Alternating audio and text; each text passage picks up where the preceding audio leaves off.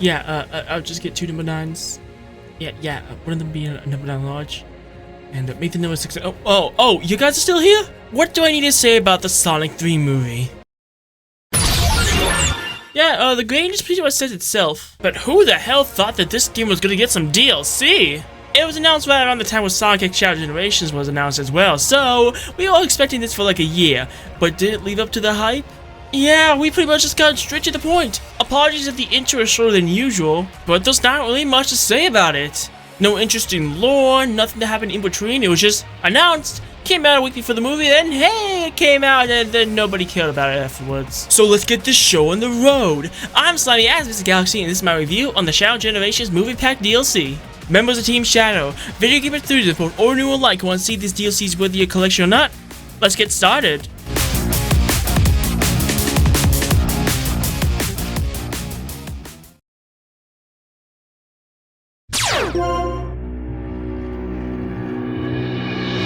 The story of the movie DLC goes as follows.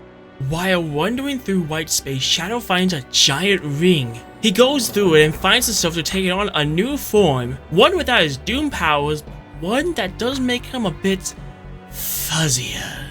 Unfortunately, he can't stop the smell of the roses because Gun is after him for some reason. So Shadow quickly escapes atop Tokyo Tower, and then he destroys some Gun ancient ships and heads back to white space, returning to his usual form, saying that he'll be back soon. Yeah, he'll be back soon, as in never. I know this is a movie tie-in and it's meant to promote the movie, but come on, this feels shoehorned in. I'm sorry guys, I know I'm a Shadow fan, but I'm afraid I'm gonna have to give this story a D rank.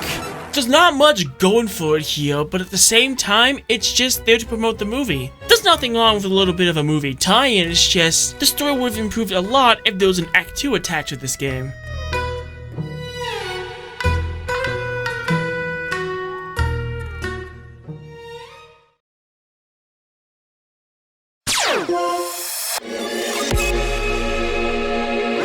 Content's up next, and I am disappointed. You get 3 brand new levels in this game. Act 1 and 2 challenge acts. Throughout Act 1, you can find these random posters you can look at in the gallery, and these kinda suck. I'm sorry. These are fine, I guess, but I was expecting movie posters or even teasers for the movie, not in-game assets. It's a real kick to the balls to the movie fan. Wouldn't it have been cool to foreshadow some stuff in the movie, like the final fight with Sonic and Shadow, or even Dr. Zero Robotnik's true plans? It doesn't have to go that far, but hey, at least give me something, a screenshot from the movie, another trailer, anything. Give me a cookie at least. And the challenge acts are... they're challenge acts, alright. Nothing much to say about them, they're just challenge acts after all, so we move on. I would be finished there, but we got one thing we need to talk about. Keanu. Not bad. He fucking sucks. He sucks in the game, he's fantastic in the movie. Keanu, my man, my boy, my homie, God's gift to man himself. He just... I don't know, I just feel like they didn't do Keanu's voice justice because he's fantastic in the movie, really hitting that raw emotion that Shadow has in the games. Keanu was a perfect casting choice for him to play Shadow in the movies, but I feel like the game just did him dirty. I can do better. And the 3D model did not help either. I'm sorry, I don't like this 3D model. And the fact that we can't play him outside of the level. Yep, unlike the Terrio skin that I used throughout my Let's Play, Shadow is only fuzzy in one level, which I get it, you don't want to re-record some lines from Keanu, but this is a costume. I don't mind if you can play as him and he doesn't say anything new in the cutscenes. I just want to play as Keanu outside the game. If I'm paying $5 for a movie tie-in DLC, I want to get more bang for my buck, and yes, I did get the digital deluxe version of the game, so I got this as a free update instead, but still, for those who didn't get the digital deluxe upgrade, this DLC costs $5. I can kinda let it slide, because this is not like the Mania DLC where they just repackage the same game again with 2 extra characters on the same levels again, but at the same time, it just set the expectations too high. No joke, I beat these DLC in like 30 minutes. S-ranking it the second time while just getting all the collectibles. It's really not that long of a DLC. Hell, even shorter if you just want to play through without getting any of the collectibles. I don't want to do this, but I have to. I'm sorry, Shadow, I really am, but I'm gonna have to give this DLC's content. I have to give it a C rank.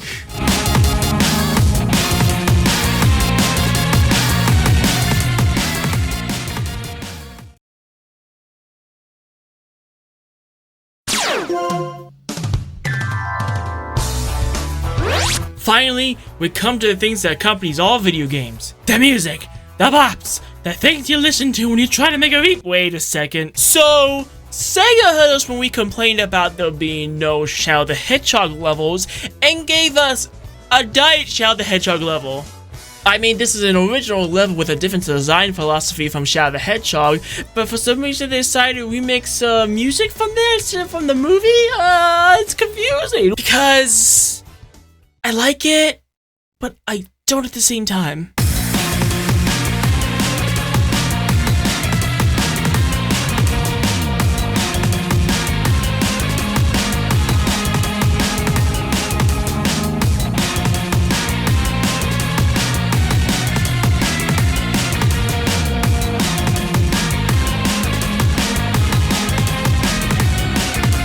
You know what? It fits the tone of a high-speed chase of gun chasing you down. It's a remix of an already great theme. Why not? If it's one thing that the Sonic series excels at, it's gotta be music, so fuck it. B-rank.